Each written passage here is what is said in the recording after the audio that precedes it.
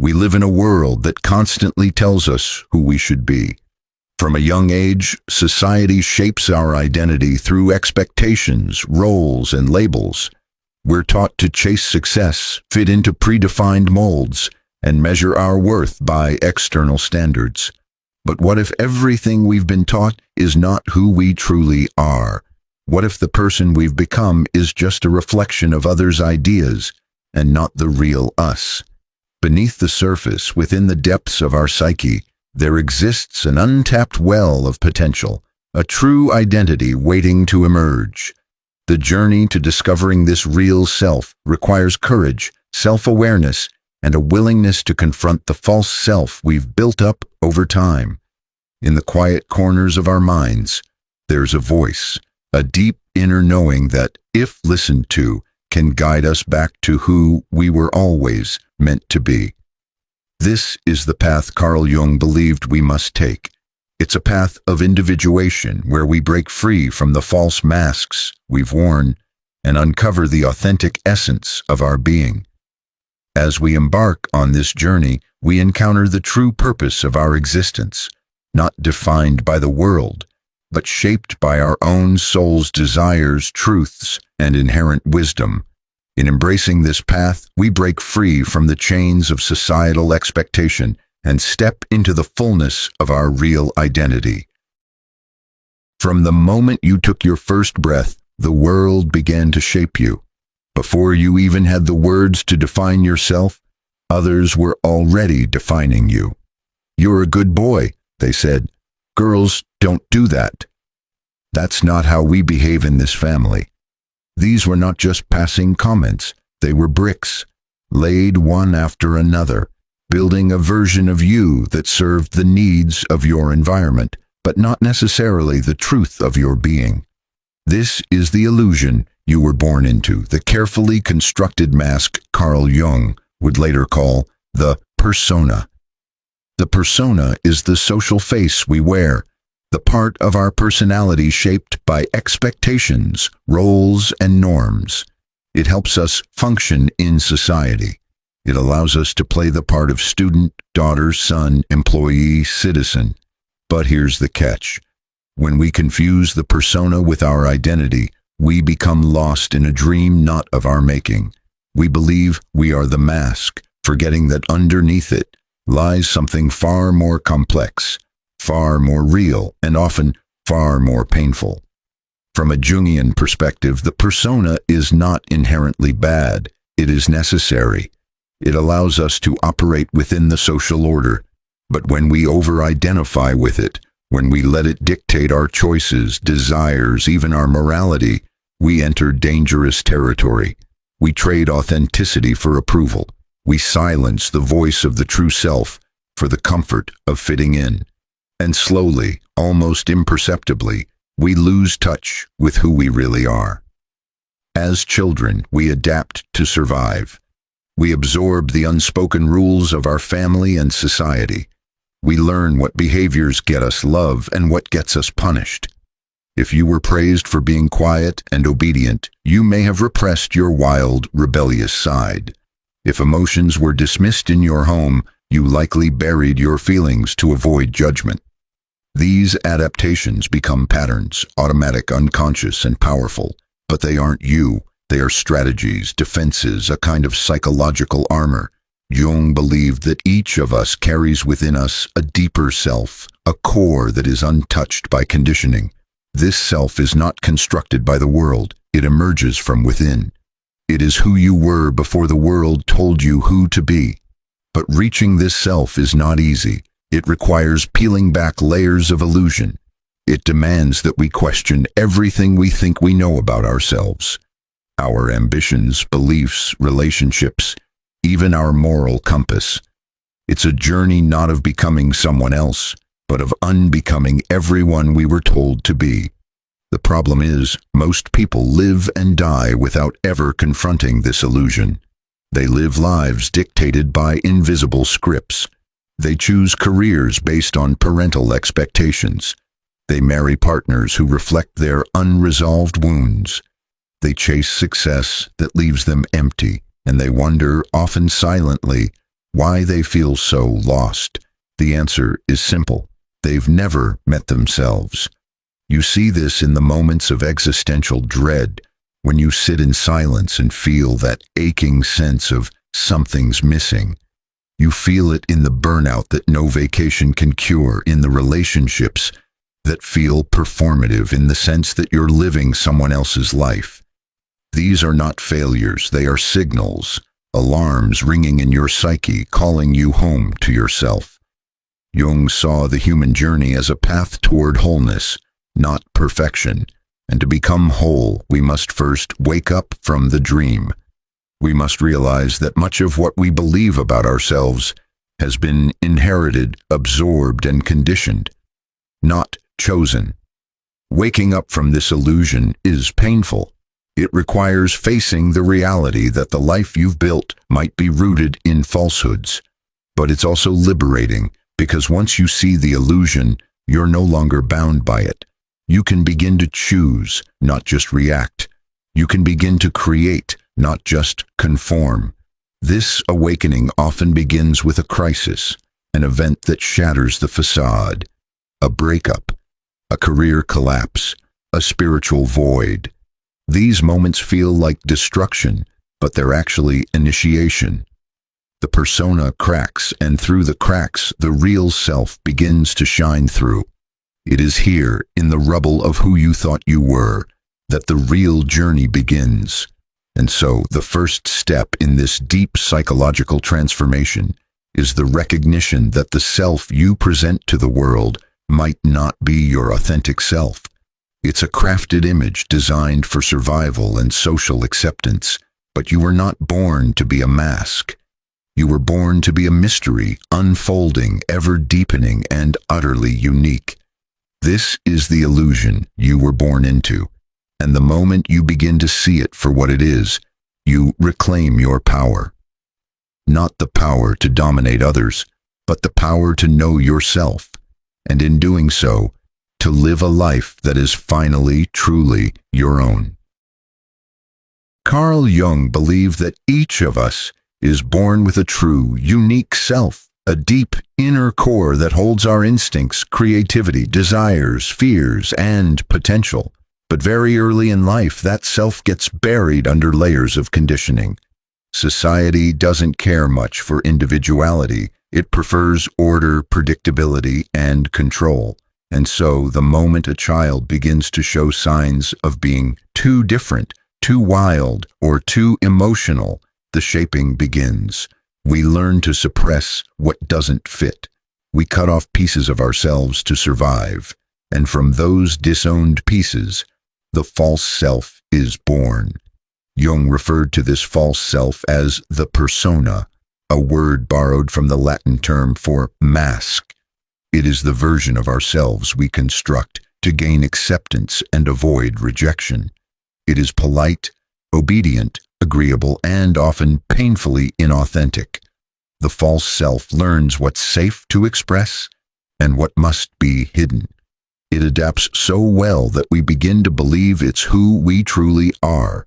But Jung warned that when we become too identified with the persona, we lose touch with the soul.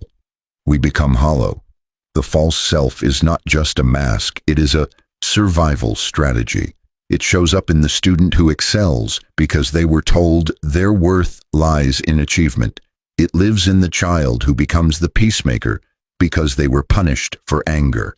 It hides behind the adult who says yes to everything, terrified of being unloved if they say no. Over time, the false self becomes so entangled with our identity that we don't even realize we're acting. We smile when we're sad. We laugh when we want to scream. We choose careers, relationships, even beliefs, not because they align with our true self, but because they maintain the illusion we've been taught to perform. Jung emphasized that the false self is not evil, it's tragic. It represents the parts of us that were never allowed to grow. The tragedy is not that we created a persona, but that we became imprisoned by it. And like any prison, it has walls, rigid beliefs, inherited roles, and the deep fear of being found out. What if they see the real me? We wonder. But here's the paradox. Until we let ourselves be seen, truly seen, we will never feel loved. Because love directed at the false self never touches the soul. According to Jung, the psyche strives toward wholeness. And that means, eventually, the true self begins to rebel. It may start as a quiet discomfort, a sense of fakeness, a persistent emptiness. Or it might explode in crisis, depression, anxiety, a relationship falling apart, a sudden need to change everything. These are not signs of failure. They are signals from the deeper self, calling us back to who we really are. They are symptoms of the soul's refusal to stay buried. Jung called this inner drive toward authenticity individuation. It's the lifelong process of differentiating oneself from the false layers, reclaiming the exiled parts, and becoming a fully integrated human being. But this path is not easy. To find the real self, we must confront what we've hidden, not just our light, but our darkness too. Jung wrote, "One does not become enlightened by imagining figures of light, but by making the darkness conscious." The false self resists this. It whispers, "Don't go there. Stay safe. Stay liked." But the real self dares us to go deeper. The birth of the false self is inevitable. It's how we survive. But staying trapped in it is optional.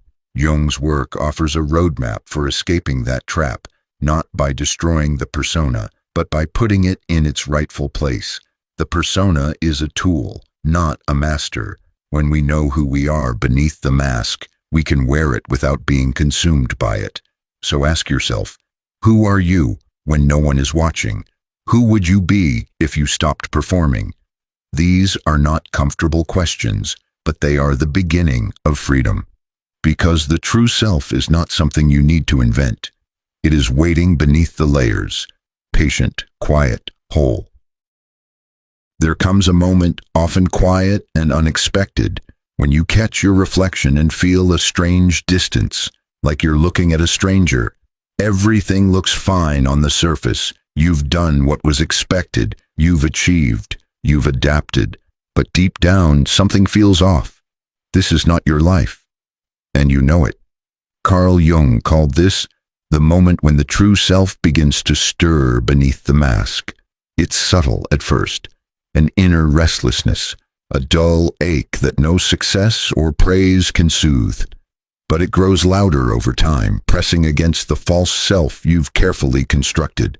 One of the clearest signs you're living a life that's not yours is chronic dissatisfaction. Even when you're winning, it feels empty. Achievements become boxes you tick without joy. The career you chose doesn't fulfill you. It drains you. Your relationships feel performative, like you're playing a role. You laugh when you're supposed to. You nod in agreement. But inside, you're disconnected. Jung believed this disconnection from the inner world is the root of neurosis, the psyche's cry for integration, for wholeness. Another sign is the feeling of being stuck or trapped, like you're moving through life with invisible weights around your ankles.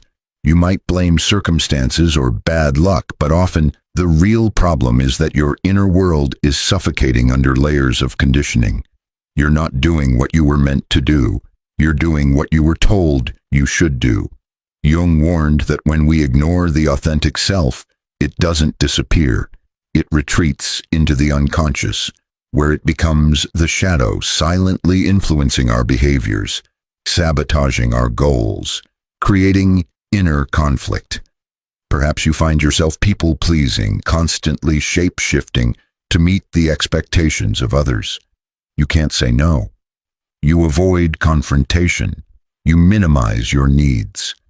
These are not personality quirks. They are signs that your persona has overrun your psyche. You've become so accustomed to performing for others that you no longer remember what you actually want. Then there are the moments of unexpected emotion, bursts of rage, unexplained sadness, intense jealousy. These emotional eruptions are not random. They are clues from the unconscious. fragments of the self you've buried trying to force their way to the surface. Jung believed that repression doesn't silence these parts. It only makes them louder over time, often in ways we don't understand. When you feel like you're being hijacked by emotions or impulses, it's often your true self fighting to be seen. Dreams can also offer glimpses of the life you're not living. Jung considered dreams a direct line to the unconscious, a language through which the soul speaks. Recurring dreams of being chased, falling, being lost, or searching for something can all point to an inner life that's been abandoned. These are not just nighttime stories, they're psychic alarms. Even addictions and compulsions can be symptoms. Whether it's scrolling endlessly, working obsessively, or numbing out with substances, these behaviors often mask a deeper pain, the grief of a life unlived. Jung wrote that people will do anything, no matter how absurd, to avoid facing their own souls.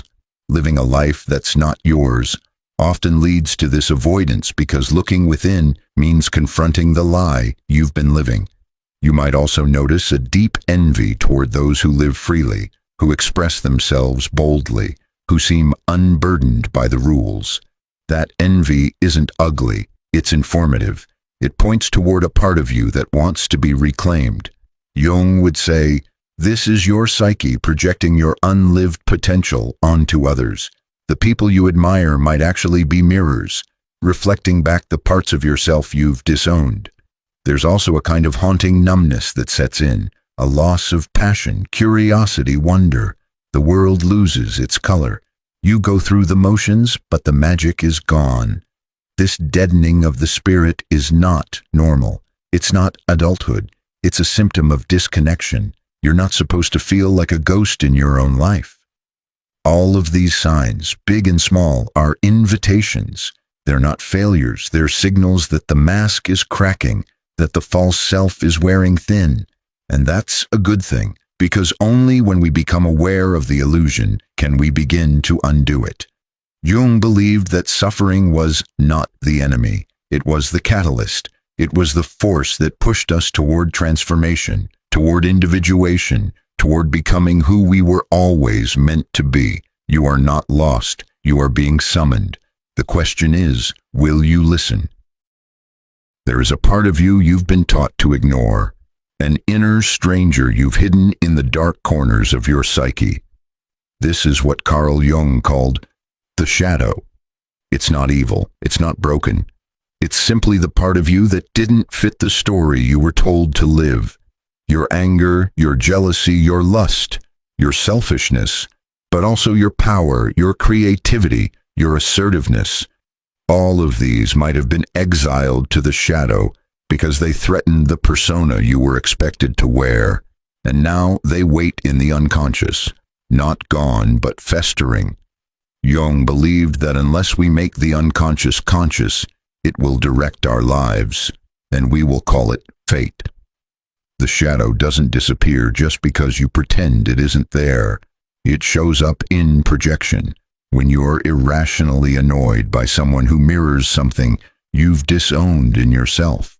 It leaks out in dreams, in slips of the tongue, in addictions, in anxiety. It takes over in moments when you say, I don't know what came over me. That was your shadow speaking.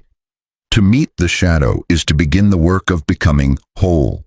Shadow work is not about fixing yourself, it's about facing yourself.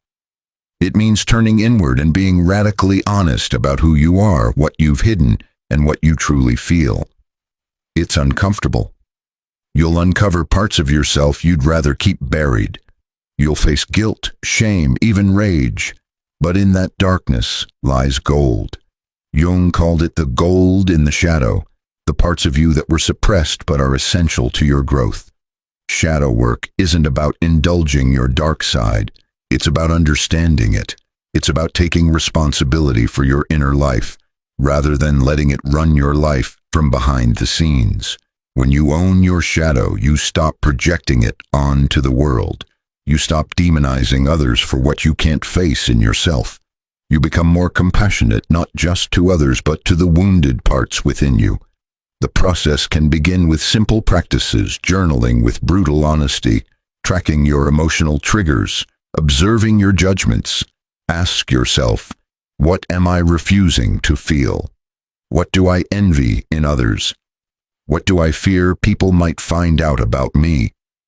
These questions point directly to the shadow, and every time you name a piece of it, you reclaim a part of your power.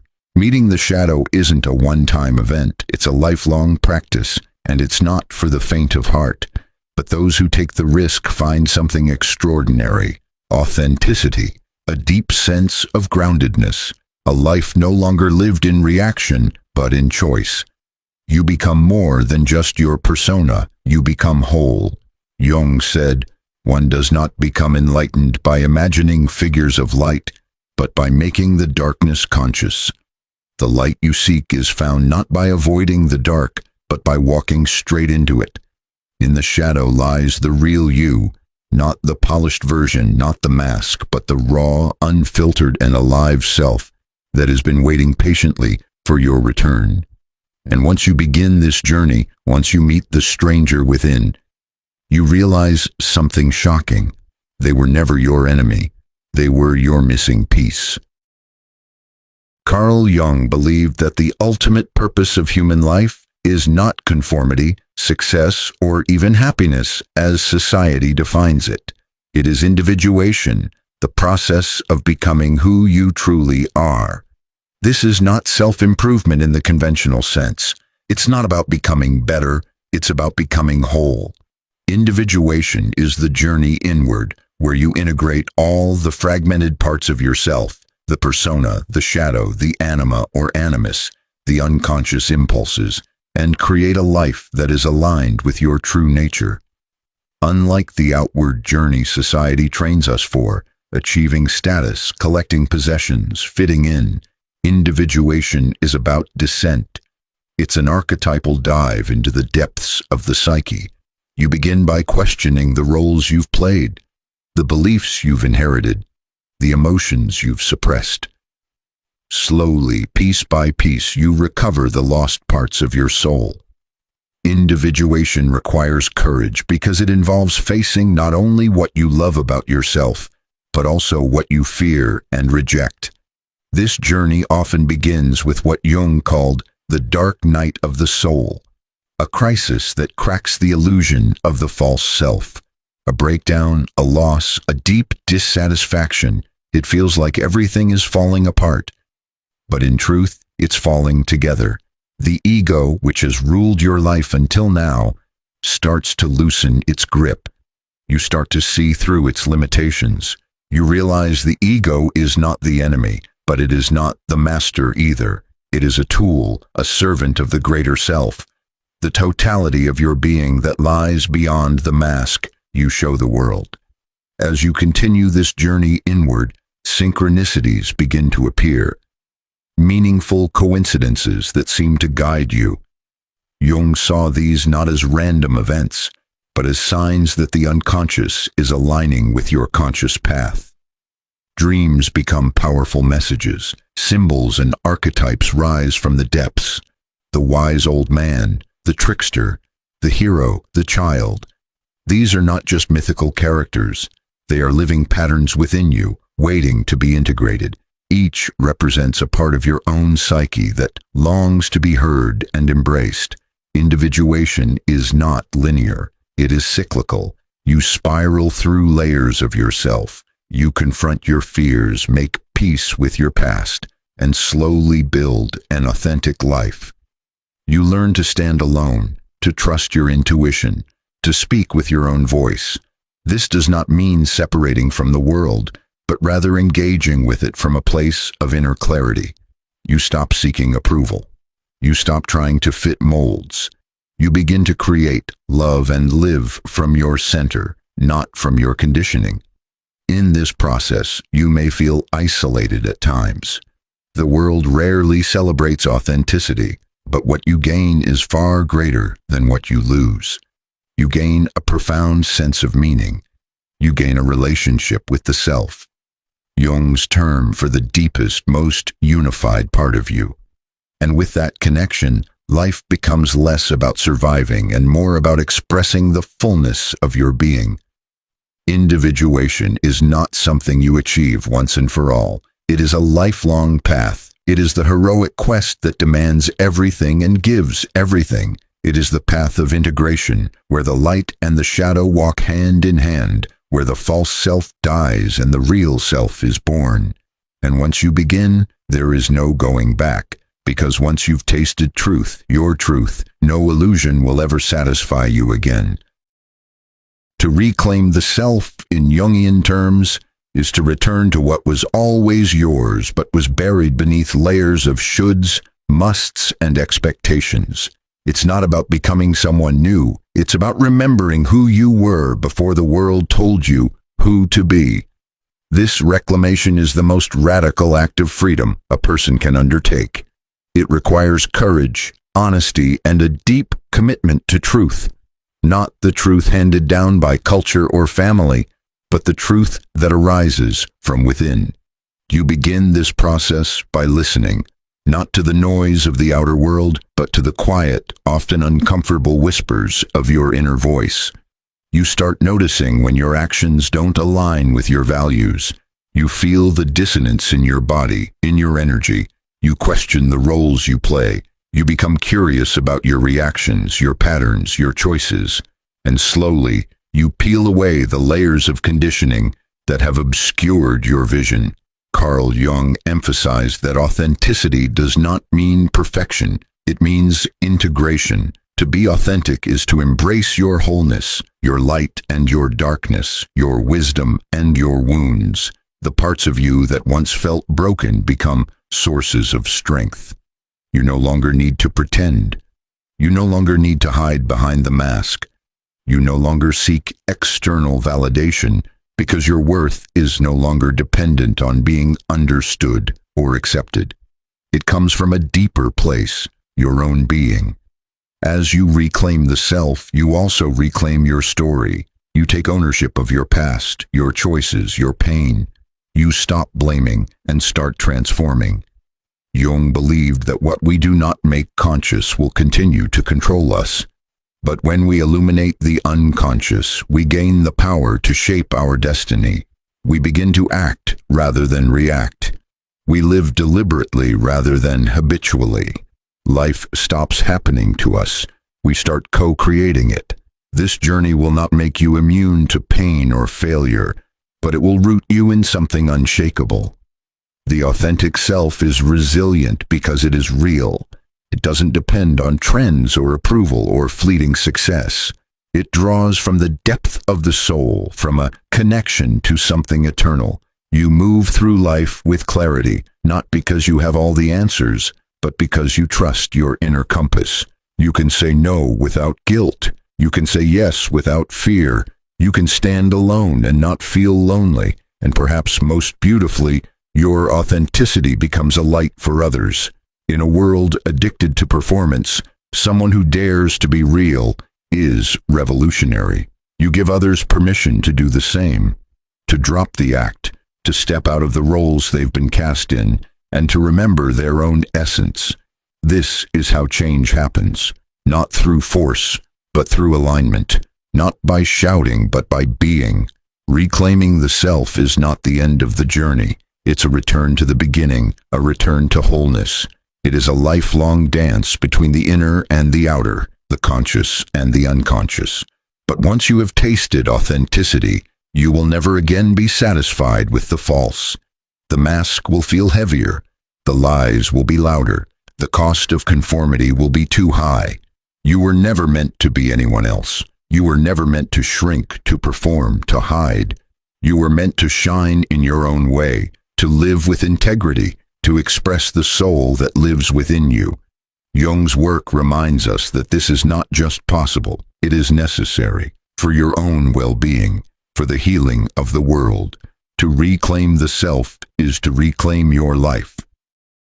When you finally begin to live in alignment with your soul, everything changes, not because life becomes easier, but because it becomes yours. According to Carl Jung, the soul is not a distant mystical concept. It is the deepest part of you that holds your purpose, your desires, your wounds, and your wisdom. Living the real you means living from that depth. It means allowing your inner truth to guide your outer actions. It's the moment when the mask drops and you no longer perform your life. You live it. This kind of life isn't loud. It doesn't always follow the rules of success as defined by the world. It may not look glamorous from the outside, but it is deeply alive. There's a quiet confidence, a stillness within, a knowing that you are on the path meant for you. You speak more honestly, you love more fiercely, you say no when something isn't right, and you say yes to what calls to your spirit, even when it scares you. Jung called this a union between the conscious and the unconscious, a life where the ego no longer resists the self, but serves it. Living aligned with the soul doesn't mean you'll never face fear or pain again, but it does mean those experiences won't define you, they'll shape you. You'll meet life with openness rather than resistance. You'll stop searching for meaning outside yourself because you'll realize that the meaning was always within. Your soul is the wellspring of your truth, and when you live in harmony with it, you stop feeling the constant need to prove yourself. The external world's demands lose their grip because you're no longer seeking validation from others. Instead, you seek validation from the deepest part of yourself, the part that is in tune with your purpose, your passion, and your authentic expression. To live as the real you is to live with courage. It means making choices that honor your truth, even when they go against the grain of society's expectations. For example, you may choose a career that resonates with your passions, rather than following a path of prestige or financial gain. Or perhaps you decide to let go of relationships that no longer serve your growth, even if it means facing loneliness for a while. Living authentically doesn't promise comfort, it promises depth, richness, and a profound connection to the essence of who you are. Jung believed that this alignment with the soul leads to what he called wholeness. It's not about perfection, it's about integration. The real you is not a static state. It's a dynamic, ever-evolving journey.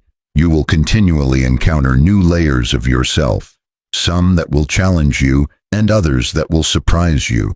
But with each layer you peel back, you'll uncover more of your truth, and with each new truth, you'll find more peace. When you live from the soul, you also live with a deep sense of purpose.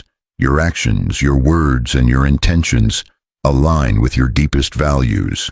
There is no more wasted energy in trying to be something you're not, or trying to meet external standards of success.